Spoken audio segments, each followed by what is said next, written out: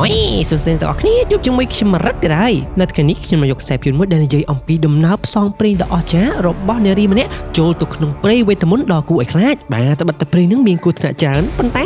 ែមានគូថ្នាក់ខ្លះក៏មានស្នេហាខ្លះដែរយ៉ាងណាក៏ដោយគ្នាប្រកាសជាចង់ដឹងថាហេផ្សងព្រេងចូលទៅក្នុងព្រៃវេទមន្តនឹងអាម៉េចដើម្បីស្អីមូលហេតុអីគោលដៅអីណាអញ្ចឹងដើម្បីកុំឲ្យពេលឆ្ងាយយើងចូលទៅដល់សាច់រឿងរបស់យើងតែម្ដងប៉ុន្តែមុនចូលដល់សាច់រឿងខ្ញុំសង្ឃឹមថាអ្នកទាំងអស់គ្នាកុំភ្លេចចុច like subscribe ដាក់កណ្ដឹងម្នាក់មួយផងដើម្បីទទួលបានវីដេអូថ្មីៗតន់ចិត្តរឿងរបស់យើងដំបូងបង្ហាញឲ្យឃើញក្រុមគ្រួសារដ៏មានសុភមង្គលមួយដែលកូនស្រីដ៏គួរឲ្យស្រឡាញ់របស់ពួកគេមានឈ្មោះថា Kaylee ឪពុករបស់នាងដែលចំណែកបាននិយាយងាយយល់គឺកំពូលអ្នកប្រយុទ្ធគាត់មានឈ្មោះថាលោក Lynell ជាមួយនឹងភរិយាដ៏ស្រស់ស្អាតរបស់គាត់ផងដែរដែលគាត់មានឈ្មោះថា Lady Juliana ពេលនេះពួកគេកំពុងតែធ្វើដំណើរមកកាន់ភូមិនៃពួកគេរស់នៅប៉ុន្តែកំឡុងពេលនោះ Kaylee របស់យើងក៏បានសួរឪពុករបស់នាងថាលោកប៉ាតែលោកប៉ាអាចនិយាយអំពីដំណើរដើមតងដែលលោកប៉ាខ្លាចទៅជាណាច់អ្នកកំពូលប្រយុទ្ធអស្ចារ្យបានអត់លោក Lynell របស់យើងក៏ថាអូមិនអីទេកូនស្រីចាំប៉ាប្រាប់អញ្ចឹងរឿងដំបូងឡើយនឹងគឺវាកើតឡើងមុនពេលដែលកូនមានកំណើតនៅលើភពផែនដីនេះទឹកដី Camelot របស់យើងគឺជួបប្រទះតែសង្គ្រាមឥតឈប់ឥតឈរមនុស្សស្លាប់បាត់បង់ជីវិតយ៉ាងច្រើនមនុស្សជាច្រើនបង្កើតជាក្រុមផ្សេងគ្នាវាយកាប់ចាក់សម្លាប់គ្នាដើម្បីដណ្ដើមអំណាចអញ្ចឹងដើម្បីបានសន្តិភាពពិតប្រាកដគ្រប់គ្នាក៏ចាប់ផ្ដើមស្វែងរកដាវវេទមន្តមួយដែលត្រូវបានគេស្គាល់ថា Excalibur ព្រោះពួកគេត្រូវការស្ដេចពិតប្រាកដដើម្បីដឹកនាំទឹកដីមួយនេះហើយអ្នកដែលអាចដកដាវនោះបានគឺនឹងខ្លាចទៅជាស្ដេចហើយមានតែមនុស្សដែលមានចិត្តល្អបរិសុទ្ធពិតប្រាកដទើបអាចដកដាវ Excalibur ចេញពីថ្មវេទមន្តនោះបានអញ្ចឹងហើយគ្រប់គ្នាដែលចង់ធ្វើជាស្ដេចក៏បានព្យាយាមដកដាវនោះប៉ុន្តែដកយ៉ាងម៉េចក៏ដកមិនរួចដែរប៉ុន្តែវីរៈបុរសដែលគ្មាននរណាម្នាក់រំពឹងទុកក៏បានបង្ហាញខ្លួនហើយគាត់មានឈ្មោះថា Arthur ហើយ Arthur របស់យើងនឹងឯងគឺគាត់អាចដកដាវ Excalibur នោះបានដោយជោគជ័យបន្ទាប់ពីហេតុការណ៍នោះរួចក៏ត្រូវបានគេតែងតាំង Arthur របស់យើងឲ្យទៅជាស្ដេចគ្រប់គ្រងទឹកដី Camelot ហើយស្ដេច Arthur គឺពិតជាស្ដេចល្អមែនទ្រង់ព្យាយាមគ្រប់គ្រងអាណាចក្រនេះឲ្យមានភាពស្មើគ្នាសុខសប្បាយរីករាយសន្តិភាពពេញលេញហើយស្ដេច Arthur របស់យើងគឺគាត់បានបង្កើតទឹកដីរបស់គាត់នៅជុំវិញថ្មវេទមន្តនៃដាវ Excalibur នឹងឯងតែមិនយូរប៉ុន្មានមនុស្សគ្រប់គ្នាឮសូរកិត្តិនាមកិត្តិស័ព្ទដ៏ល្បីល្បាញរបស់ស្ដេច Arthur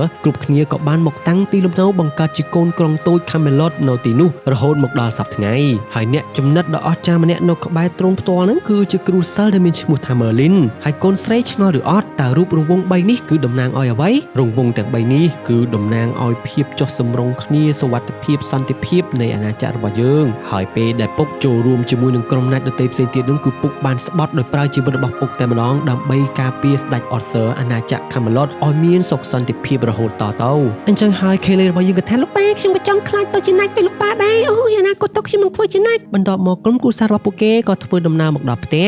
ទះមិនបានប្រមាណផងក្រុមណាច់ដទៃផ្សេងទៀតនឹងក៏បានកោះហៅលោក Lynell របស់យើងនឹងឲ្យចូលរួមប្រជុំនៅតុមូលជាមួយនឹងស្ដេច Arthur Kaylee ក៏ថាហ្នឹងឯងលោកប៉ាបញ្ញាប់ត្រឡប់មកផ្ទះវិញឥឡូវនេះយើងប្រទះឃើញថាអូនេះជាអាណាចក្រ Camelot ទាំងអស់គ្នាអញ្ចឹងណាច់ដែលជាអ្នកប្រយុទ្ធគ្រប់ទិសទីបានធ្វើដំណើរមកកាន់ការប្រជុំនេះអញ្ចឹងមកប្រជាជនទាំងអស់គឺអបអរសាទរទៅកាន់ណាច់ខ្លាំងមែនទែនតែម្ដងសូម្បីតែក្មេងប្រុសដែលជាអ្នកមើលថែក្រោលសេះនេះផ្ទាល់បានគាត់ពិការទេប៉ុន្តែគាត់គោរពស្រឡាញ់លោក Lynell ខ្លាំងជាងគេនិយាយទៅលោក Lynell គឺជាចំណិតរបស់ស្ដេចតែម្ដងឥឡូវក្នុងដំណើរចូលទៅក្នុងការប្រជុំតុមូលនោះយើងក៏ប្រទះឃើញបរិសអាចកំបាំងសក់ពណ៌ក្រហមម្នាក់ដែលគាត់មានឈ្មោះថា Ruber បានបន្លំខ្លួនចូលទៅប្រជុំដែរពេលមកដល់ទីតាំងតុមូលគ្រប់គ្នាក៏បានលើកខែលរបស់ពួកគេដែលមានរូបសញ្ញារង្វង់3នោះអញ្ចឹងម្នាក់គឺសុទ្ធតែមានគោលដៅដូចគ្នាចង់បានសន្តិភាពចង់បានភាពស្មើគ្នាស្រឡាញ់គ្នាមិនកាប់សម្លាប់គ្នាគ្មានសង្គ្រាមប៉ុន្តែក៏ស្រាប់តែលោក Ruber និយាយថាអត់ទេខ្ញុំខ្វាយខ្វល់ពីខ្លួនខ្ញុំជាងអាឡែងតែខ្វាយខ្វល់ពីមនុស្សដទៃហើយចោះទ្រព្យសម្បត្តិដីធ្លីរបស់ខ្ញុំយ៉ាងម៉េចទៅវិញប៉ុន្តែស្ដេច Arthur ក៏បានប្រាប់ថាលោក Ruber ទូនាទីរបស់ពួកយើងគឺបម្រើប្រជាជនមិនមែនគៀបសង្កត់ប្រជាជននោះឡើយ Ruber ក៏និយាយថាម៉េចក៏និយាយអញ្ចឹងខ្ញុំចំណាយលុយច្រើនណាស់ដើម្បីក្រុមណាច់របស់អ្នកទាំងអស់គ្នានេះហើយខ្ញុំអត់មានបានប្រយោជន៍ស្អីធំដុំផងតើខ្ញុំគួរតែបង្ខំបញ្ជូនលុយមកបន្ថែមទៀតហ្មងអ្វីដែលសំខាន់ឥឡូវវាពិបាករលុយដោយសារតែខ្ញុំគ្មានអំណាចបើមើលទៅនៅតែយ៉ាងនេះគឺវាត្រូវដល់ពេលបោះឆ្នោតរកស្ដេចថ្មីហើយខ្ញុំបោះឆ្នោតឲ្យខ្លួនឯងឬសូអញ្ចឹង Lionel របស់យើងក៏និយាយថាពួកយើងមិនបំរើស្ដេចណាដែលលោភលន់ចង្រៃយកដូចជាឯងទេអញ្ចឹងហើយលោក Ruber របស់យើងក៏បានបើកការវាយប្រហារចង់សម្លាប់ស្ដេច Arthur តែ Lionel របស់យើងគាត់ចេញមកការពារហើយ Ruber គាត់ខ្លាំងគាត់វាយប្រហាររហូតដល់លោក Lionel របស់យើងរងរបួសធ្ងន់ប៉ុន្តែពេលដែលស្ដេច Arthur របស់យើងព្យាយាមយកដាវរបស់គាត់មកតទល់ជាមួយនឹង Ruber ឥទ្ធិពលដាវវេទមន្តនោះក៏បានធ្វើឲ្យ Ruber ខ្ទាតអញ្ចឹង Ruber ឃើញថាចាញ់ប្រៀបស្ដេច Arthur ដោយសារតែដាវវេទមន្តនោះខ្លួនក៏និយាយថាយើងនឹងត្រឡប់មកសងសឹកពួកចង្រៃយកឯងវិញតែជាអកុសលអ្នកទាំងអស់គ្នាលោក Lynell Lionel របស់យើងដែលបានលះបង់ជីវិតការពារស្ដេច Arthur គឺត្រូវបានស្លាប់នៅថ្ងៃនេះទៅហើយស្ដេច Arthur គឺមានតែការសោកស្ដាយនិងការដឹងគុណទៅដល់លោក Lionel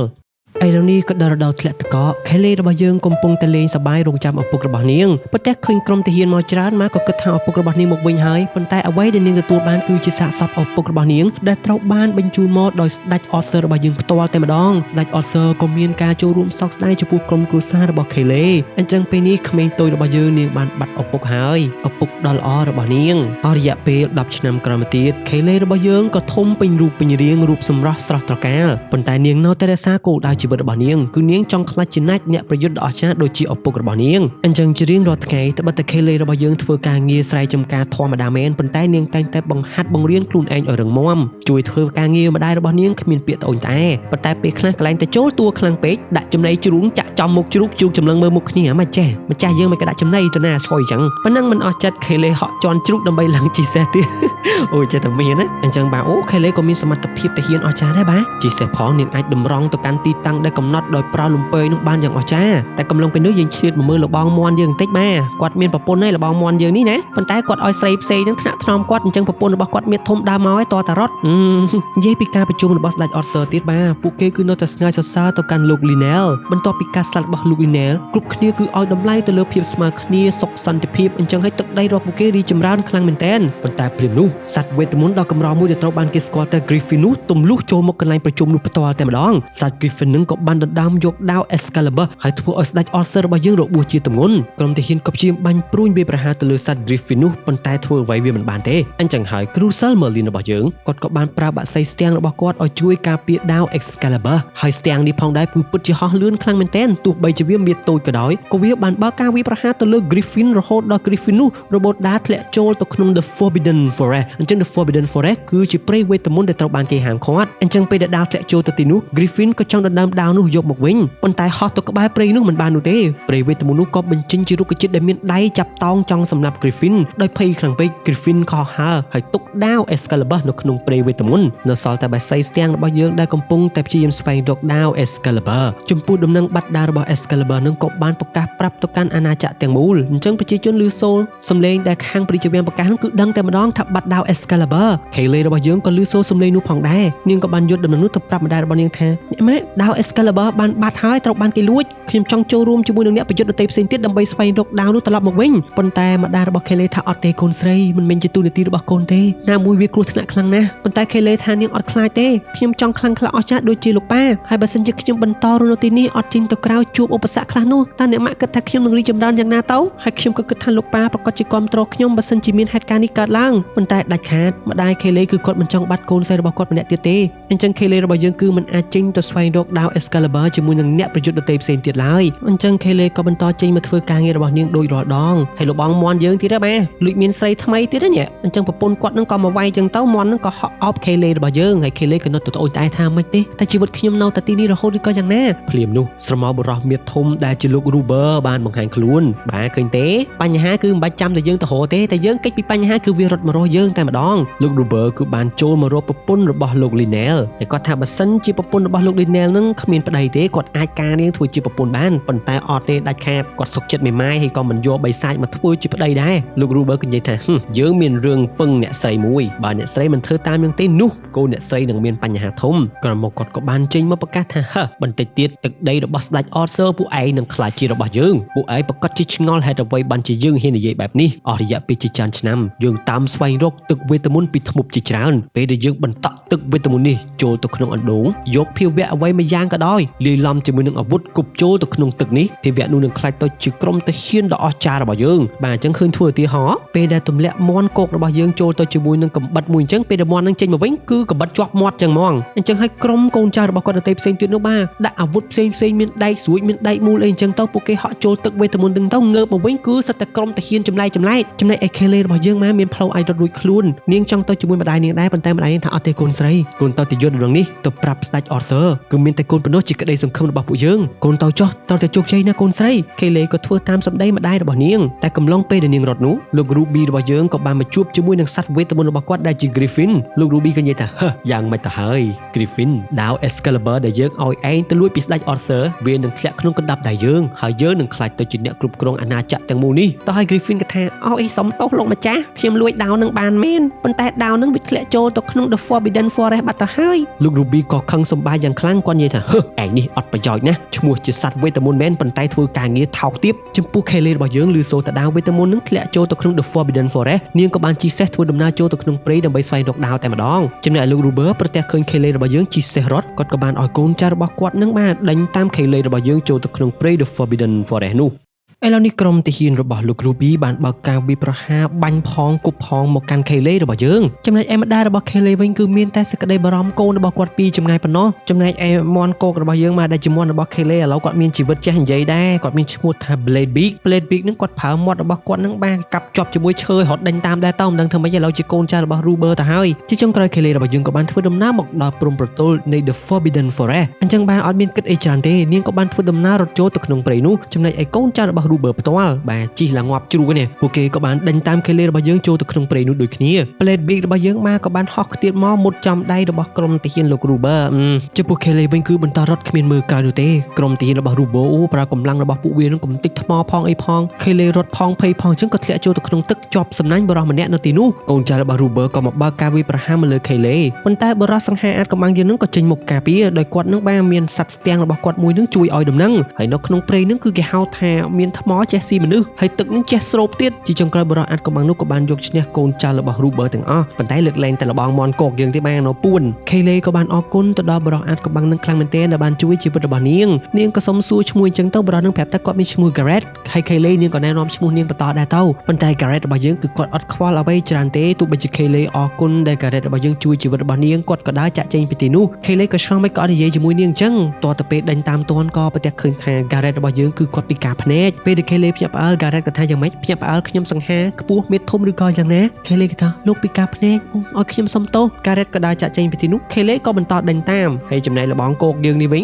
ញក៏នៅតែលួចដេញតាមពីក្រោយដែរ Kayleigh ក៏និយាយថាឈប់សិនលោក Garrett សត្វស្ទាំងរបស់លោកហ្នឹងគឺជាសត្វស្ទាំងឲ្យស្លាប្រាក់ខ្ញុំឮសូរការសន្ទនាគ្នារបស់ Griffin រួមជាមួយនឹងលោក Ruber ដែលចង់ដណ្ដើមយកដាវ Excalibur នោះអញ្ចឹងសត្វស្ទាំងនេះប្រកាសជាដឹងទីតាំងរបស់ដាវ Excalibur អញ្ចឹងហើយ Kayleigh របស់យើងថានាងទៅស្វែងរកដាវ Excalibur នោះយកទៅឲ្យស្ដេច Arthur ឲ្យបានបើមិនអញ្ចឹងទេម្ដាយរបស់នាងរួមជាមួយនឹងអាណាចក្រ Camelot ទាំងមូលនឹងធ្លាក់ចូលទៅក្នុងនរក Garrett របស់យើងដូចជាមិនចាប់អារម្មណ៍ដូចជាមិនចង់ជួយអ្មេចទេបាទប៉ុន្តែបន្ទាប់ពីឮសូរសត្វស្ទាំងរបស់គាត់និយាយថាគាត់ដឹងទីតាំងរបស់ដាវ Excalibur មែន Garrett ក៏ថាបានខ្ញុំជួយតែខ្ញុំធ្វើការទៅជាមួយសត្វស្ទាំងខ្ញុំប៉ុណ្ណោះតែ Kayleigh ថាអត់ទេខ្ញុំចូលរួមជាមួយដែរ Garrett គាត់មិនខ្វល់ទេបាទគាត់ធ្វើដំណើរទៅមុនអញ្ចឹងទៅហើយ Garrett គឺគាត់ស្គាល់ព្រៃនេះច្បាស់អញ្ចឹងថ្មខ្លាំងក៏បញ្ជូន Garrett របស់យើងដូចជាចដាយន្តឡើងទៅផ្នែកខាងលើតែ Kayleigh ក៏មិនធម្មតាដែរបាទនាងវាឡើងលើថ្មទៅតាមចំពោះ Kayleigh ផ្ទាល់ទោះជាគាត់ពិការក៏ដោយក៏គាត់នឹងដឹងផ្លូវច្បាស់ហើយរុក្ខជាតិនឹងក៏ចាំជួយគាត់ហើយ Kayleigh នឹងបាទអូយដឹងអ្មេចអាម៉ាទេមិនទាន់ស្គាល់ពីព្រៃនេះច្បាស់អញ្ចឹងនាងរៀនពិបាកបន្តិចហើយទិដ្ឋភាពខ្លះគឺអស្ចារ្យខ្លាំងមែនទែនសត្វអ្វីម្យ៉ាងពណ៌បៃតងដូចស្លឹកឈើហោះហើរជុំវិញនោះរុក្ខជាតិអ្វីម្យ៉ាងនេះមានក្បាលរបស់វាពណ៌ក្រហមដូចជាកំដាប់ដៃទឹកផុសឡើងបង្កើតជាកម្មចណ្ដើរលយខ្លាំងមែនទែនរុក្ខជាតិខ្លះមានស្លារបស់វាដូចជាកតុំរុយហោះអញ្ចឹងបាទបង្វិលឡើងខ្ញាល់ពេលមកដល់កំពូលភ្នំមួយ Kayleigh របស់យើងក៏មកតនដែរបាទអស់ជម្រៅហើយ Garrett របស់យើងក៏អនុញ្ញាតឲ្យនាងធ្វើដំណើរជាមួយនាងក៏សួរសត្វស្ទាំងឈ្មោះអី Garrett ក៏ប្រាប់ថាឈ្មោះ Aiden Kayleigh ក៏ថាធ្វើដំណើរក្នុងព្រៃប៉ុណ្ណឹងគ្មានអីពិបាកទេប៉ុន្តែកុំនិយាយបាទ Kayleigh គាត់ដើរអត់គិតតោះនិយាយពីថាគាត់ប៉ះជាមួយនឹងរុក្ខជាតិនេះរុក្ខជាតិនោះអ្នកដែលរងទុក្ខគឺជា Garrett នេះចំពោះ Ruber របស់យើងបាទគាត់ក៏បានចូលមកក្នុងព្រៃនេះបន្តពេលដែលមកដល់មន់គោករបស់យើងនឹងមិនដឹងជាម៉េចក៏បានប្រាប់ដំណឹងថាឥឡូវនេះក្រុមរបស់ Kayleigh ធ្វើដំណើរតាមបាក់សីស្ទាំងដែលមានស្លាបប្រាក់ Ruber ក៏ថាអូអញ្ចឹងពួកយើងតាមវាទៅយើងនឹងស្វែងរក Excalibur ឃើញដែរហើយចំពោះព្រះជាវាំងរបស់ស្ដេច Arthur ក៏ត្រូវបានប្រជាជនរួមជាមួយនឹងក្រុមទាហានសហការគ្នាជួសជុលស្ដេច Arthur របស់យើងទោះជារងរបួសយ៉ាងម៉េចក៏ដោយគាត់ចង់ស្វែងរកដាវ Excalibur នឹងមកវិញប៉ុន្តែ Crusader Merlin ក៏ថាអូព្រះអង្គសម្រាប់យកកម្លាំងសិនទៅព្រះអង្គជួយប្រជាជនច្រើនហើយឥឡូវនេះឲ្យប្រជាជននឹងជួយព្រះអង្គវិញម្ដងទៅមើលពួកគេគឺស្ម័គ្រចិត្តជួយខាង Kayleigh របស់យើងធ្វើដំណើរមកដល់តំបន់អ្វីម្យ៉ាងមានផ្សែងពណ៌លឿងចំណែកលោក Ruber គឺលួចតាមពីក្រោយលបចំពោះ Garrett របស់យើងដើរហិតចុះហិតឡើងអញ្ចឹងគាត់ក៏ដឹងថានេះគឺដល់ទីតាំងនៃអាណាចក្រពួកនាគរាជហើយអញ្ចឹងពួកគេត្រូវតែធ្វើដំណើរប្រយ័ត្នហើយមួយឆ្អឹងនាគរាជនោះហើយសម្រាប់ធ្វើ ធ្វើដំណើរឆ្លងស្ពាននេះឆ្អឹងធំណាស់ពេលទៅជួបដល់រោងភ្នំមួយខេលេគឺនៅនិយាយតែឯងចឹងទៅប៉ុន្តែក៏ថាស្ងាត់ខ្ញុំកំពុងតែព្យាយាមស្ដាប់ដើរកន្លែងតែមើលលើមើលក្រោមចឹងក៏សាប់តែជន់សុទ្ធស្អីគេបានដូចសុទ្ធអ្នកក្រៀកសំឡេងអ្នកក្រៀកបន្លឺឡើង Garrett ក៏បាននាំខេលេចូលពួននៅក្នុងសុទ្ធរបស់អ្នកក្រៀកហ្នឹងតែខេលេក៏ប្រទះឃើញសមររបស់អ្នកក្រៀកពីក្បាលនាងក៏សែកអ្នកក្រៀកបន្តមកអ្នកទាំងពីរក្បាលក៏និយាយថាអូគេឃើញយើងឯងយើងប្រាប់ទៅយើងជាអ្នកក្រៀកដ៏អស្ចារ្យពួកឯងមកសម្បុករបស់ពួកយើងពួកឯងដឹងតែមានគ្រោះថ្នាក់ហើយបាននិយាយចុះនិយាយឡើងអ្នកក្រៀកឡើងទូច Garrett រួមជាមួយនឹងខេលេក៏ប្រាប់ថាអ្នកក្រៀកបង្ហាញខ្លួនភ្លាមយើងឃើញឯងហើយតើទៅពេលអ្នកក្រៀកនឹងបង្ហាញខ្លួនមែនតើមកក៏ឃើញថាពួកវានឹងមានក្បាលជាប់គ្នាហើយខ្លួនតែមួយទេដែលអ្នកក្រៀកនឹងគឺជាបងប្អូននឹងគ្នាមានឈ្មោះថា Devon រួមជាមួយនឹង Cornwall អ្នកក្រៀកទាំងពីរនិយាយពីថាឆ្លោះគ្នាអត់ឈប់អត់ឈរទេពួកគាត់ទាំងពីរជាអ្នកក្រៀកដែរប៉ុន្តែអត់អាចផ្លុំភ្លើងបានហើយក៏អត់អាចហោះហើរបានដែរអត់ដឹងមូលហេតុអីទ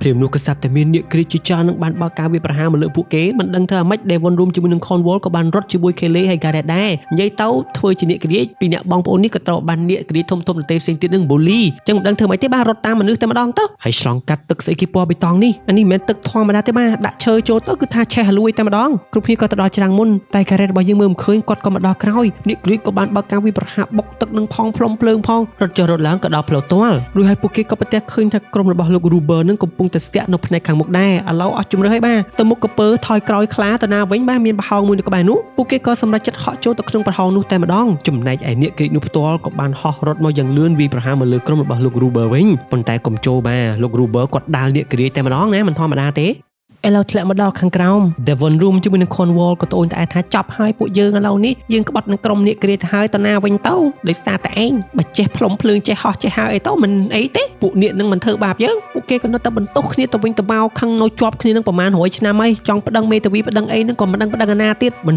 មក Kelly រួមជាមួយនឹង Garrett ក៏បន្តដំណើរទៅមុខទៀតរួចហើយពួកគេក៏ឆ្លងផុតអាណាចក្រអ្នកក្រៀកដល់ទីតាំងនេះ Garrett របស់យើងក៏ថាហ្នឹងហើយ Devon រួមជាមួយនឹង Cornwall ពួកយើងលាគ្នាត្រឹមតែប៉ុណ្្នឹងហើយពីរអ្នកនឹងក៏និយាយថាអេលាគ្នាអាម៉េចខ្ញុំក្បត់នឹងក្រុមអ្នកក្រៀកខ្ញុំទៅហើយនឹងខ្ញុំទៅវិញអាម៉េចកើត Kelly ក៏ថាមែនហើយ Garrett បន្ថែមពួកគាត់តែពីរនាក់ទៀតក៏គ្មានបញ្ហាអីដែរណាបាទអស់ជំរឿន Garrett ក៏ថាក៏បានដែរតោះយើងរកកន្លែងបោះតង់សិនមុនមេយប់យីបោះតង់មករកកន្លែងស្នាក់នៅអញ្ចឹងណាហើយបើខាងលោក Ruby របស់យើងវិញនេះគាត់ខឹងមួមកកំរោលណាការងាររបស់គាត់ត្រូវធ្វើជាស្ដេចឥឡូវមិនក៏តាមក្មេងស្រីម្នាក់បរោះពីការម្នាក់រួមជាមួយនឹងជ្រូកកន្ធាត់មួយទៀតបាទជ្រូកស្អីគេឡើងអ្នកក្រៀកអញ្ចឹងហើយលោក Ruber របស់យើងក៏បញ្ជាឲ្យ Griffin របស់យើងនឹងតាមស្វែងរកពួកគេឲ្យដំណឹងមកកាន់គាត់ឥឡូវនេះធ្វើដំណើរមកដល់ព្រំដែន The Forbidden Forest ពិតប្រាកដហើយ Garrett ក៏ថាឥឡូវយើងឈប់ត្រឹមតែប៉ុណ្ណឹង Kelly ក៏ថាអត់ទេត្រូវបន្តដំណើរទៅមុខទៀត Garrett ក៏ថាមិនអាចទៅបានទេធ្វើដំណើរនៅក្នុង The Forbidden Forest ពេលយប់គឺគ្រោះថ្នាក់ណាស់ប៉ុន្តែ Kelly ក៏និយាយថាអត់ទេឪពុករបស់ខ្ញុំដែលជាលោក Lionel បានប្រាប់ខ្ញុំច្បាស់ណាស់យើងមិនត្រូវខ្លាចឬបោះបង់ចោលឡើយឬសូពាក្យលោក Lionel ភ្លាម Garrett របស់យើងក៏ថាហាអ្នកនាងគឺជាកូនសិស្សរបស់លោក Lionel ហ៎ខ្ញុំស្គាល់លោក Lionel ខ្ញុំជាសិស្សគាត់ផ្ទាល់តែម្ដងអូអញ្ចឹង Garrett ក៏និយាយអំពីដំណើរជីវិតរបស់គាត់ដំបូងឡើយខ្ញុំគឺជាក្មេងប្រុសដែលមើលថែក្រសេះធម្មតាម្នាក់ប៉ុណ្ណោះហើយខ្ញុំមានគោលបំណងចង់ខ្លាចជាណាច់ដូចជាឪពុករបស់អ្នកនាងដែរប៉ុន្តែថ្ងៃមួយក្រសេះក៏មានភ្លើងឆេះខ្ញុំក៏ព្យាយាមជួយសេះមួយក្បាលតែជួបឧបទ្ទវហេតុខ្ញុំរងរបួសក្បាលមួយទំហឹងមួយសន្ទុះឃើញផ្សែងមួយសន្ទុះទៀតគ្រប់បែបយ៉ាងក៏ងងឹតសូនឈឹងប៉ុន្តែលោក Lionel គាត់អត់បោះបង់ខ្ញុំចោលទេគាត់ឃើញអំពីការលះបង់របស់ខ្ញុំគាត់ក៏បានបង្រៀននូវក្បាច់គុណជាច្រើនមកឲ្យខ្ញុំហើយគាត់ក៏បង្ហាញខ្ញុំយ៉ាងច្បាស់ថាលោក Lionel គឺជាមនុស្សដ៏អស្ចារ្យស្មោះស្ម័គ្រនឹងទឹកដីស្រឡាញ់សេរីភាពហើយខ្ញុំអាចតស៊ូរស់ដល់សប្តាហ៍ថ្ងៃក្នុងព្រៃនេះបានគឺដោយសារតែការបង្ហាត់បង្រៀនពីលោក Lionel នឹងឯងតែគួរឲ្យសោកស្ដាយខ្ញុំមិនអាចខ្លាយទៅជាណាច់នៃអាណាចក្រ Camelot នេះបានទេប៉ុន្តែ Kelly ថាកុំនិយាយអញ្ចឹងបើតាមបទពិសោធន៍របស់ខ្ញុំលោក Garrett ឯងគឺខ្លាំងដូចជាណាច់ពិតប្រាកដអញ្ចឹងខ្ញុំមិនចេះតែសរសើរទេពីព្រោះឪពុករបស់ខ្ញុំក៏ជាណាច់ដែរអញ្ចឹងខ្ញុំដឹងព្រោះមនុស្សធម្មតាឯណាអាចរស់នៅក្នុងព្រៃដ៏មានគ្រោះថ្នាក់បែបនេះបានតែហើយលោក Garrett គាត់ក៏ប្រាប់ថាតាមពិតទៅគឺដោយសារតែសត្វស្ទាំងដែលឈ្មោះ Aiden នេះទេ Aiden បានប្រាប់ខ្ញុំនៅល្បិចជាច្រើនរួមទាំងរឿងអាចកំបាំងតាក់ទងនឹងព្រៃវេទមន្តនេះហើយខ្ញុំក៏ត្រូវបង្ហាត់បង្រៀនខ្លួនឯងឲ្យចេះប៉ាន់ស្មានចេះប្រើញៀនដូចគ្នាហើយខ្ញុំក៏ហាត់ក្បាច់គុណជាមួយនឹងរុក្ខជាតិជាច្រើនផ្សេងទៀតរួចហើយ Garrett របស់យើងក៏ឲ្យ Kelly របស់យើងនឹងហាត់ក្បាច់គុណជាមួយគាត់ដែរអញ្ចឹងពួកគេក៏ចាប់ផ្ដើមស្និទ្ធស្នាលជាពិសេសគឺ Kelly របស់យើងលងស្រឡាញ់គេបាត់ទេនេះព្រឹកឡើងពួកគេបន្តដំណើរទៅមុខទៀត Aiden របស់យើងក៏ប្រាប់ពួកគេថាឥឡូវយើងមកដល់ទីតាំងនៃកន្លែងបាត់ដាវ Excalibur ហ្នឹងហើយប៉ុន្តែពេលដែលពួកគេចូលមកដល់គឺអត់ប្រទះឃើញដាវអ្វីឡើយប៉ុន្តែប្រទះឃើញដានជើងយ៉ាងធំវាប្រៀបដូចជាដានជើងយក្សអញ្ចឹង Kelly របស់យើងនាងក៏បាក់ទឹកចិត្តថាមិនក៏អញ្ចឹងតែដាវនឹងបាត់ទៅណា Garrett Gareth ក៏ថាឈប់ស្ងាត់ខ្ញុំស្ដាប់ Aiden និយាយសិនតែ Kelly អត់ព្រមស្ងាត់ទេនាងភ័យតទៅពេលអត់បានស្ដាប់សម្ដីរបស់ Aiden គ្នារបស់ Ruber បានវាយប្រហាររហូតដល់ Gareth របស់យើងរងរបួសអញ្ចឹងហើយ Kelly របស់យើងក៏ព្យាយាមជួយ Gareth របស់យើងរត់ចាកចេញពីទីនោះពួកគេក៏ត្រូវឆ្លងកាត់កន្លែងមួយដែលមានគ្រោះថ្នាក់ទៀតបានមានរុក្ខជាតិដូចជាមនុស្សដៃរបស់ពួកវាសាហាវអញ្ចឹងទៅណា Kelly របស់យើងក៏ប្រើល្បិចទាញខ្សែឲ្យរុក្ខជាតិយ៉ាងធំមួយនឹងឃុំឃាំងខ្លួនគ្នារបស់ Ruber ទាំងអស់រួចហើយនាងក៏បន្តដំណើររត់ចាកចេញពីទីនោះចំណែកឯម្ដាយរបស់ Kelly វិញកំពុងតែបារម្ភអំពីសុខភាពកូនសេរីរបស់គាត់ថាតើកូនសេរីរបស់គាត់ធ្វើដំណើរដល់ណាដល់ណីទៅហើយឥឡូវនេះ Kelly របស់យើងកំពុងតែនាំ Gareth របស់យើងនឹងបានចូលមកក្នុងរោងភ្នំមួយនៅក្នុងកំឡុងពេលដែលមេឃភ្លៀងយ៉ាងខ្លាំងនេះហើយនាងក៏សុំទោសសោកស្ដាយពីព្រោះនាងកន្លែងតែស្លន់ស្លោអត់បានស្ដាប់សម្ដីរបស់ Gareth ហើយនាងក៏ប្រទះឃើញរុក្ខជាតិមួយបានដែល Gareth ធ្លាប់ប្រាប់ថាវាអាចព្យាបាលរបួសបានអញ្ចឹងណាអញ្ចឹងនាងក៏បានយកស្លឹកឈើនោះទៅបិទចំរបួសរបស់ Gareth ហើយត្អូញត្អែយំតែម្នាក់ឯងនាងគិតថានាងគឺជាមនុស្សគ្មានប្រយោជន៍ប៉ុន្តែ Gareth របស់យើងគាត់ក៏ភ្ញាក់ពីការស្លាប់របស់គាត់វិញហើយគាត់ក៏បានប្រាប់ទៅកាន់អ្នកនាង Kelly ថាកុំនិយាយចឹងអ្នកនាងឆ្លាតពូកែខ្លាំងណាស់បើមិនអញ្ចឹងទេអ្នកនាងមិនអាចតទល់ជាមួយនឹងគ្នារបស់ Ruber ហើយនាំខ្ញុំមកកន្លែងមានសុវត្ថិភាពអញ្ចឹងទេបាទសម្ដីនេះក៏កាន់តែធ្វើឲ្យពួកគេទាំងពីរនាក់នឹងស្និទ្ធស្នាលជាមួយនឹងគ្នាខ្លាំងទៅ Gareth របស់យើងក៏ព្យាយាមសម្បើសម័យឲ្យឃើញមុខរបស់ Kelly បាទតែយ៉ាងណាក៏ដោយគាត់បានត្រឹមតាំងអែលហើយប្រហែលក្រោយមកពួកគេទាំងពីរនាក់ក៏បានផ្ដើមអនុស្សាវរីយ៍ដ៏រ៉ូមែនទិករបស់ពួកគេនៅក្នុងព្រៃវេទមន្តនេះជាមួយគ្នា Devon របស់យើងកំសត់ពេកយំទឹកភ្នែកដូចភ្លៀង Conwell មានអារម្មណ៍ថាអូយំស្អីដូចឈួនអញ្ចឹងទេមកយកសឹកឈើបាំងទឹកសិន ឥឡូវបន្ទាប់ពីជារបួសពួកគេក៏បន្តដំណើរទៅមុខទៀតដើម្បីស្វែងរកដាវ Excalibur ចំណែក Ruber របស់យើងវិញបាទអូឥឡូវនេះគាត់មួម៉ៅគាត់កំរោលណាមិនក្តែងតាមចាប់ពួកគេនឹងអត់បានរកវាយ Griffin ទៅហើយក៏សាប់តែប្រទះឃើញដានជើងយក្សអញ្ចឹង Ruber ក៏ដឹងណាប្រកាសជាពួកគេធ្វើដំណើរតាមដានជើងយក្សហ្នឹងហើយណាឥឡូវពេលដែលធ្វើដំណើរតាមដានជើងហ្នឹងអញ្ចឹង Gareth របស់យើងក៏សន្និដ្ឋានថានេះប្រកាសជាអំបូរពួកអុកហើយពួកអុកហ្នឹងជាអ្វី Kelly អ្នកដែលឃើញនៅក្នុងព្រៃវេទមន្តអុកហ្នឹងគឺជាយក្សនឹងឯងអ្នកទាំងអស់គ្នាយក្សភ្នំអីអញ្ចឹងណាសូម្បីតែនាគក្រៀងក៏ខ្លាចដែរបន្ទាប់មកនឹងបាទអុកហ្នឹងវាក៏ទម្លាក់ឆ្អឹងសត្វដែលវាស៊ីអញ្ចឹងទៅទើបដឹងថាអូលោកកាយអុកហ្នឹងមិនធម្មតាទេពួកគេក៏រត់គេចអុកនឹងក៏បានជន់ឆ្អឹងនឹងទៀត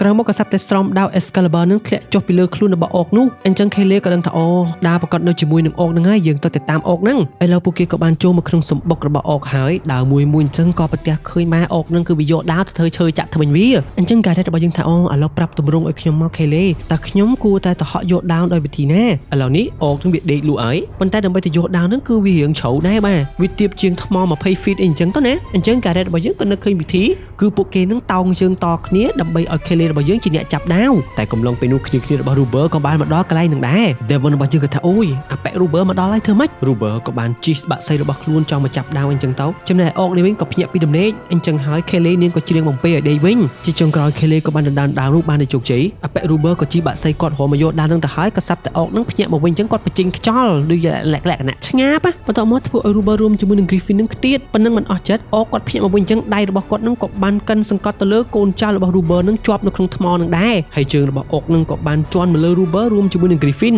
ប៉ុន្តែសំណាងទៀតវាចំឡែងជើងនឹងរៀងប្រហោងមានកម្ពស់អញ្ចឹងទៅពួកគេអត់មានបញ្ហាអីទេអាចចេញមកបានចំពោះគ្នារបស់ K វិញពួកគេក៏បញ្ញារត់ Ruber ក៏បានជិះ Griffin មកយ៉ាងលឿនមកទំហឹងទៀតក៏បានជាប់ជាមួយនឹងអាថ្មនោះបានវាបុកផាំងអញ្ចឹងទៅឥឡូវនេះគ្នារបស់ Kelly ក៏អាចរត់ចាក់ចេញពីទីនោះបានដោយសុវត្ថិភាព Kelly ក៏ថាតោះពួកយើងបញ្ញាយកដាវនេះទៅឲ្យស្ដេច Arthur ប៉ុន្តែ Gareth របស់យើងគាត់ក៏ថាអត់ទេខ្ញុំមិនអាចទៅអាណាចក្រ Camelot បានទេខ្ញុំជាមនុស្សអសមត្ថភាពខ្វាក់ភ្នែកបែបនេះខ្ញុំមិនចង់ទៅទីនោះឡើយវាធ្វើឲ្យខ្ញុំមានអារម្មណ៍ថាខ្ញុំអន់ទាប Kelly របស់យើងនាងក៏ព្យាយាមបញ្ចុះបញ្ចូលគ្រប់បែបយ៉ាងប៉ុន្តែនាងអាចពជាពេលបានទេនាងក៏និយាយក្នុងចិត្តថាទោះបងមិនមែនជាណាច់នៅក្នុងភ្នែកអ្នកដទៃប៉ុន្តែបងគឺជាណាច់វីរៈបុរសដ៏ខ្លាំងក្លាអស្ចារ្យនៅក្នុងភ្នែករបស់អូនអញ្ចឹងហើយ Kelly របស់យើងក៏បញ្ញារត់យកដាវនោះទៅអាណាចក្រ Camelot Aiden ក៏ព្យាយាមបញ្ចុះបញ្ចូល Gareth ដែរប៉ុន្តែ Gareth មិនស្ដាប់ Devon រួមជាមួយនឹង Cornwall មិនដឹងទៅណាទៅណីទេនេះទៅតាម Gareth ឬមួយក៏ទៅតាម Kelly ចំពោះ Kelly បាទក៏ជាប់អន្ទាក់ទៀតអ្នកទាំងអស់គ្នា Ruber ចាប់ខ្លួនរបស់ Kelly បានដោយជោគជ័យដដែលហើយក៏ដណ្ដើមដាវនឹងចេញពីដៃរបស់ Kelly បន្ទាប់មក Ruber ក៏បានយកទឹកវេទមន្តរបស់ធ្មប់នឹងចាក់ទៅលើដាវភ្ជាប់ជាមួយនឹងដៃគាត់តែម្ដងមកអញ្ចឹងវាស្រួលកុំឲ្យអាណាមកទៅដើមដាវពីគាត់ទៀតរួចហើយគាត់ក៏ចាប់ផ្ដើមប្រតិបត្តិការរបស់គាត់គំរាមឲ្យម្ដាយរបស់ Kelly នឹងធ្វើតាមសម្ដីគាត់បើសិនជាចង់ឲ្យកូនស្រីគាត់នឹងមានជីវិតចំពោះ Devon រួមជាមួយនឹង Cornwall មកដល់ក៏ប្រទះឃើញហេតុការណ៍នឹងអញ្ចឹងអូយអត់បានទេ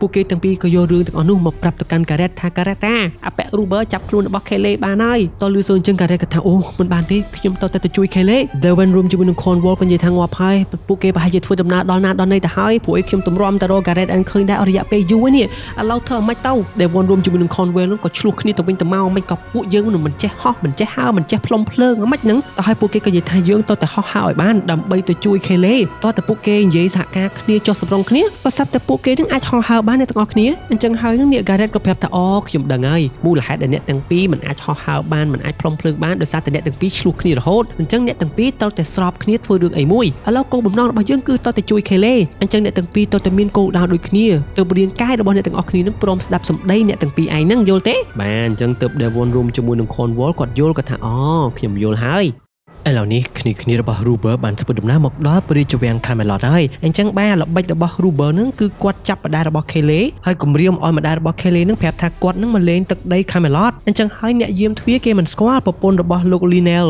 វីរៈបុរសរបស់ពួកគេអញ្ចឹងហើយគ្រប់គ្នាក៏បានបើកទ្វារអនុញ្ញាតឲ្យក្រុមរបស់ Ruber ចូលទៅព្រះអង្គក៏ទទួលដំណឹងថាព្រះអង្គភរិយារបស់លោក Lionel ចង់មកជួបជាមួយព្រះអង្គសម្ដែងការគោរពអីអញ្ចឹងទៅព្រះអង្គគាត់ក៏សប្បាយចិត្តអញ្ចឹងគាត់ក៏ថាហ្នឹងហើយអញ្ជើញអ្នកស្រី Lionel ចូលមកបាទអត់ឲ្យគាត់ធ្វើមិននេះបើ Kayleigh គេគំរាមសម្លាប់ទេបើអត់ធ្វើតាមសម្ដីរបស់ Ruber ចប់ហើយប៉ុន្តែពេលដែលរទេះនឹងបុកជាមួយនឹងថ្មអញ្ចឹងវាក៏បានផ្ដល់ឱកាសឲ្យ Kayleigh របស់យើងសៃប្រាប់គ្រប់គ្នាថាអ្នកទាំងអស់គ្នាត្រៀមខ្លួនចាញ់ល្បិច Ruber ហើយអញ្ចឹងក្រុមទាហានទាំងអស់ក៏នាំគ្នាផ្អើលឆោឡោកូនចៅរបស់ Ruber ក៏បានបើកការវាយប្រហារទៅលើក្រុមទាហានរបស់ស្ដេច Arthur Ruber ឯនេះវិញក៏បានលួចចូលមកក្នុងព្រះរាជវាំងរបស់ព្រះអង្គហើយឲ្យកូនចៅរបស់ខ្លួនការពារនៅក្នុងទ្វារក្រុមទាហានដទៃផ្សេងទៀតចូលការពារព្រះអង្គក៏មិនបានដែរដោយសារតែកូនចៅរបស់ Ruber វាសាហាវពួកឯងបង្កើតមកពីថ្មមានកម្លាំងមានអាវុធអីជាប់ខ្លួនអញ្ចឹងទៀតវាគ្មានណាវាយឈ្នះទេចំណែក Kayleigh របស់យើងទៅរកវិធីចូលទៅក្នុងព្រះរាជវាំងដើម្បីការពារព្រះអង្គប៉ុន្តែបាក់សី Griffin ក៏បានបើកការវាយប្រហារមកលើ Kayleigh ក៏ផ្ញើក្រោយធ្លាក់ទៅខាងក្រោមតែសំណាងល្អក៏សាប់តែលោក Gareth របស់យើងមកជួយតាន់ Kayleigh ក៏ថាហេ Devon រួមជាមួយនឹង Cornwall អ្នកទាំងពីរហោះហើរបានហើយហេពួកគេនិយាយថាហ្នឹងហើយពួកយើងទៅតែខ្លាចជារាជករាជពេញលេងបាញ់មិញនឹងឯង Kayleigh ក៏បានរត់អោប Gareth របស់យើងចំណែកឯព្រះអង្គឯនេះវិញគាត់ក៏គិតថាគាត់នឹងមកជួបជាមួយនឹងភរិយារបស់លោក Lionel ប៉ុន្តែក៏ប្រទះឃើញ Ruber អង្គុយចាំគាត់នៅទីនោះហើយបានបង្ហាញដាវ Excalibur នៅជាប់ដៃរបស់ខ្លួនទៀត Kayleigh ក៏បានប្រាប់ទៅកាន់ Gareth ថាពួកគេទៅតែជួយស្ដេច Arthur Gareth គាត់ស្គាល់ព្រះរាជវាំងច្បាស់គាត់ថាហ្នឹងហើយរត់តាមបងស្គាល់ផ្លូវចូលទៅក្នុងព្រះរាជវាំងមួយទៀតប៉ុន្តែបាក់សី Griffin ចង់បើកការវាយប្រហារទៅលើពួកគេអញ្ចឹងហើយ Aiden របស់យើងដែលជាស្ទាំងនោះក៏បើកការវាយប្រហារទៅលើ Griffin ខឹងសម្បាចង់សងសឹកក៏បានហោះតាម Aiden របស់យើង Kayleigh រួមជាមួយនឹង Gareth ក៏បានហក់ចុះមកលើរទេះសេះតែ Gareth របស់យើងបើករទេះសេះដែលអត់មានបានមើលឃើញអីទេបាទតែសំណាងល្អពួកគេនឹងក៏មានសុវត្ថិភាពចំពោះស្ដេច Arthur របស់យើងដែលរងរបួសឯនេះវិញមិនអាចតទល់ជាមួយនឹង Ruber បានទេតែ Kayleigh រួមជាមួយនឹង Gareth ក៏ចូលមកក្នុងព្រះរាជវាំងបានដោយជោគជ័យ Griffin ឯនេះវិញក៏បានចាប់ខ្លួន Aiden នឹងនៅក្នុងកញ្ញាំដៃរបស់ខ្លួនដែរប៉ុន្តែ Devon រួមជាមួយនឹង Cornwall នឹងក៏បានហោះវាយប្រហារមកលើ Griffin ចង់ធ្វើបាបមិត្តភក្តិយើងមកបងប្អូនយើងផ្លុំភ្លើងដុតវាទៅអញ្ចឹង Griffin របស់យើងនឹងក៏ឆាបឆេះខ្លួនលបងមន់យើងនេះវិញបាទឥឡូវនេះគាត់ក៏ចេញសងសឹកការពារ Kayleigh រួមជាមួយនឹងម្ដាយរបស់នាងដែរបាទមាត់របស់គាត់នឹងចឹកខំចឹកអីអញ្ចឹងទៅខ្លាំងណាស់ Kayleigh រួមជាមួយនឹង Gareth ក៏ចូលមកទីតាំងកន្លែងប្រជុំនោះ Kayleigh របស់យើងក៏បានជិះឈើយ៉ាងធំដើម្បីហោះបុក Ruber ដែលធ្វើឲ្យ Ruber របស់យើងខ្ទាតមកខាងក្រៅនៅក្បែរថ្មវេទមន្តបាទថ្មអាកន្លែងគេដកដាវគ្នាយើងអញ្ចឹង Kayleigh នាងក៏ដឹងល្បិចនាងក៏បាននិយាយឌីលថ្មីទៅកាន់ Ruber ធ្វើឲ្យ Ruber ខឹងអញ្ចឹងទៅហើយ Ruber ធ្វើដំណើរចង់ចាក់សម្លាប់នាងនៅអាកន្លែងថ្មវេទមន្តនោះប៉ុន្តែ Gareth របស់យើងនឹងក៏បានបញ្ចេញការពារស្នេហារបស់ខ្លួនទោះជាបីគាត់នឹងមើលមិនឃើញអ្វីក៏ដោយប៉ុន្តែក៏នៅតែចាញ់ក្រោមដៃរបស់ Ruber តែ Kayleigh ក៏បានប្រាប់ Gareth ថាបងសម្លាញ់នៅទ្រាំជាមួយអូនបន្តិចទៀតទៅបាទអញ្ចឹងពេលដែល Ruber របស់យើងលើកដាវចង់ចាក់សម្លាប់ពួកគេម្ដងទាំងពីរនាក់ដាវនោះក៏បានចាក់ចូលទៅក្នុងថ្មទៅវិញដោយសារតែ Kayleigh រួមជាមួយនឹង Gareth គេចុះអញ្ចឹងថ្មនោះក៏វាបញ្ចេញវេទមន្តស្រូបយកដាវ Excalibur ពីក្នុងដៃរបស់អពៈ Ruber អញ្ចឹងវេទមន្តនៅក្នុងខ្លួនរបស់ Ruber ក៏រលាយមន់កោករបស់យើងក៏ខ្លាចមកជាមន់ពិតប្រាកដវិញកូនចៅរបស់គាត់ទាំងប្រមាណហ្នឹងក៏ខ្លាចមកជាមនុស្សហើយបងប្អូនអ្នកគ្រីទាំងពីរហ្នឹងក៏ដាច់ខ្លួនចេញពីគ្នាតែពួកគេអត់ទេបាទសុកចិត្តនៅជាប់គ្នាចំណែកឯសាកសពរបស់ Ruber ផ្ទាល់ក៏រលាយសូន្យឈឹងមកនៅសល់តែស្រោមមុខពណ៌ក្រហមអញ្ចឹងការតស៊ូរបស់ Kayleigh រួមជាមួយនឹង Gareth ក៏ទទួលបានជោគជ័យព្រះអង្គក៏បានរៀបចំពិធីអាពាហ៍ពិពាហ៍ Gareth របស់យើងរួមជាមួយនឹង Kayleigh យ៉ាងអធិកអធមហើយក៏បានតែងតាំងគូស្វាមីភរិយាថ្មីនេះឲ្យខ្លាចទៅជាក្រុមណាច់នៅតុមូលដែរបាទអូបានចូលប្រជុំដែរអញ្ចឹងក្រោយមកពួកគេទាំងពីរនាក់ក៏បានរាំជាមួយគ្នាយ៉ាងរ៉ូមែនទិកចំណែកឯបាក់សី Aiden របស់យើងផ្ទាល់ហ្នឹងបាទគឺជាបាក់សីរបស់លោកគ្រូ Silmarillion យើងតើបន្ទាប់ពីនោះ Kayleigh រួមជាមួយនឹង Gareth ក៏បានជិះសេះចាក់ចេញពីព្រះរាជវាំងធ្វើដំណើរកំសាន្តតាចោបែបគូស្នេហ៍ថ្មីថ្មោងដែលទើបតែខ្លាចជាណាច់ហើយរឿងរបស់យើងក៏ដល់ទីបញ្ចប់ត្រឹមតែប៉ុណ្ណេះអរគុណចំពោះការទស្សនារបស់អ្នកទាំងអស់គ្នាពីដើមដល់ចប់ប៉ុន្តែកុំភ្លេចចុច like Subscribe ដាក់កណ្ដឹងដើម្បីទទួលបានវីដេអូថ្មីៗតន់ចិត្តដូចជាខ្ញុំរត់សូមអរគុណសូមជម្រាបលា